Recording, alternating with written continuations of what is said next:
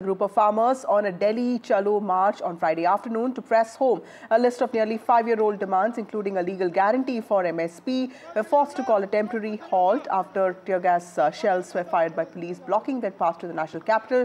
Earlier in the day, other visuals also showed farmers waving flags and chanting slogans.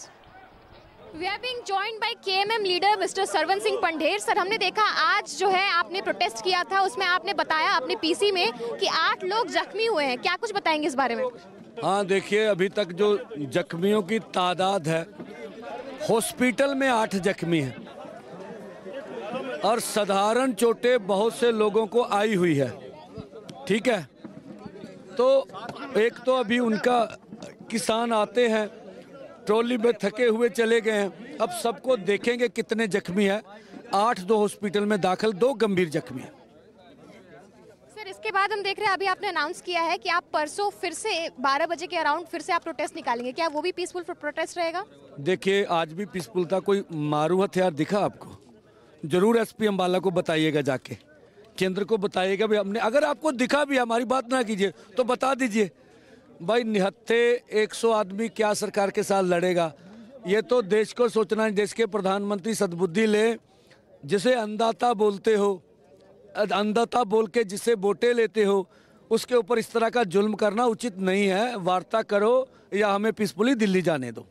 Sir, आज के protest का निष्कर्ष और आने वाला जो परसों का प्रोटेस्ट है, उसकी रणनीति क्या है? देखिए, हमने एक तो अपना जाप्ता डिसिप्लिन जो बनाया था उसमें सफल रहे। दूसरा, जो सत्ता पक्ष से लगातार बोला जा रहा था कि आप पैदल आ जाइए, दुनिया भर में केंद्र सरकार की नीति पिट गई। इखलाकी तौर पर, नैतिक तौर पर हमारी जीत हुई। सरकार आज भारत की मुंह दिखाने के लायक नहीं है कि उन्होंने क्यों बल प्रयोग किया। ठीक है। तीसरा, हमने फिर समय दिया वार्ता के लिए।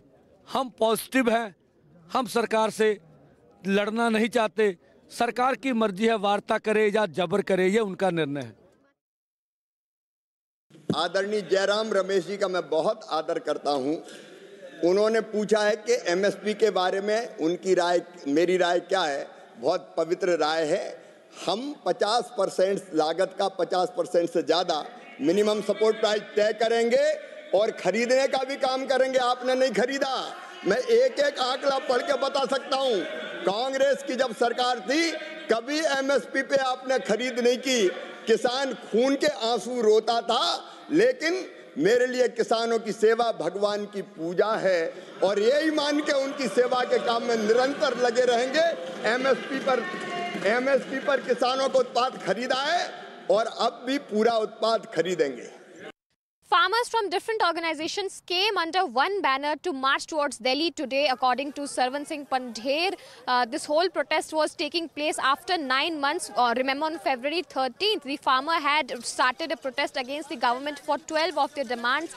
Now, after a struggle between the Punjab police and the farmers protested for several hours. Tear gas was shelled at the farmers, and according to KMM leader Sarvan Singh Pandher, 8 of the farmer leaders were in fact injured during the shelling that happened. The farmers have said that they have given a time of 48 hours to the government so that they could initiate a conversation between the farmers and their demands. But right now the farmers have said that they will resume this protest day after tomorrow. They are giving government some time to reflect this whole protest. They were saying that this whole protest will be peaceful. They will wave black flag against the government, and they will in fact call the government to listen to their 12 demands that they have even asked.